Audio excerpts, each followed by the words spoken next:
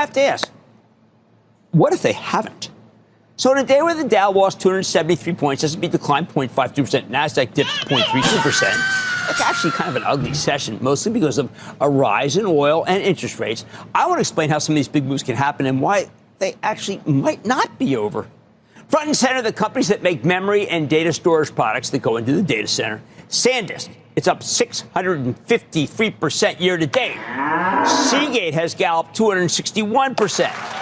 Micron's up 254%, and Western Digital's up 211%. These moves are all kind of incredible and definitely crazy. These memory names have become risky. They had been risky boom and bust stocks for decades. There'd be periods of spectacular growth followed by horrendous swoons that would wipe away all of your gains and then some. I always regarded the management teams in this business as financially suicidal because they'd overbuild when times were good, sowing the seeds of their own destruction when things got bad. I was always reluctant to recommend them to you because of these wild boom-bust cycles. Then along comes the data center, and the world simply changed for them.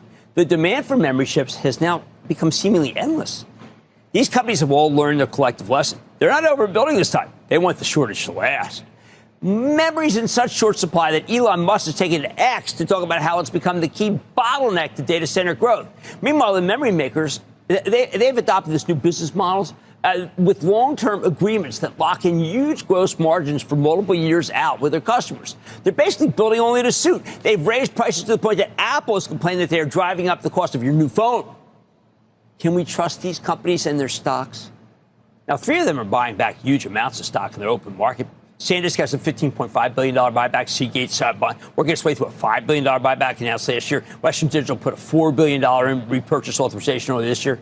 They're taking that money and sending it to you, the shareholder, rather than investing in new capacity. Only Micron has no buyback. Quizzical.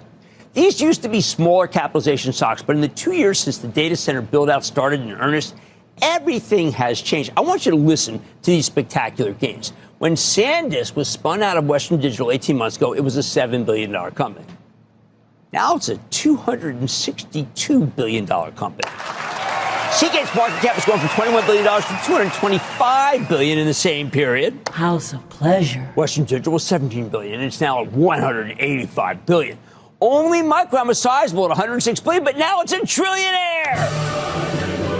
That was easy. And you wonder why I think you should own some individual stocks side by side with your index funds.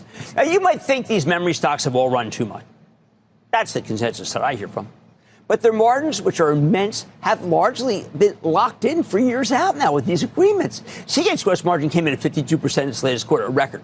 Last year, it was 37%. Western Digital's gross margin was 54%, up from 41% a year ago. This is incredible stuff, people. SanDisk's gross margin, 26%.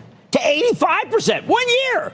Micron hit 85%, up from 39%. These are monumental numbers, eye-popping, unheard of. I remember when Intel could ever get to 64 gross margin, that would be amazing. Now, listen to what these guys are doing. Now, people have a hard time getting their heads around this endless demand for memory. They don't believe the agreements with customers will hold up. The biggest fear, they think that Samsung will break ranks and put up factories to flood the market with supply. Sure, that could happen, but not anytime soon. Takes so long to build the factories. And look, that's why Micron sells for just 7 times its fiscal year 2027 earnings estimates. SanDisk trades at 8 times. Now, if you look at fiscal 2028, Western Digital is at 16, Seagate's at 17. In general, these stocks are cheaper than the market because no one believes. No one. Well, maybe some. The people are making a fortune. Last week, we bought a position in Micron for the Travel Trust because I truly believe this industry has changed for the better. That said, I admit to being uncomfortable buying a stock that's moved up this much. Fortunately, we bought it at a big discount as it was trading with the prices at that moment of the Koreans, Samsung and SK Hynix, not Seagate, Western Digital, and SanDisk. Timing was exquisite. Club members have to be happy. Although at the time I thought it was taking my life into my hands, and I did, concerned that it could keep going down, of course. See, I don't really know a soul who's really comfortable buying stocks this high. I consider Micron more of a growth stock than the others, so I console myself with the idea that maybe it's just not just restricting output that has made this thing go higher. But at some point, we all know this memory shortage has to end, doesn't it? I don't deny that. However, I do question the timing of any downturn. I think Micron can double again before the boom comes to an end, assuming there's no data center slowdown. I know that's a risky statement, but these long-term agreements are spectacular for Micron's margins.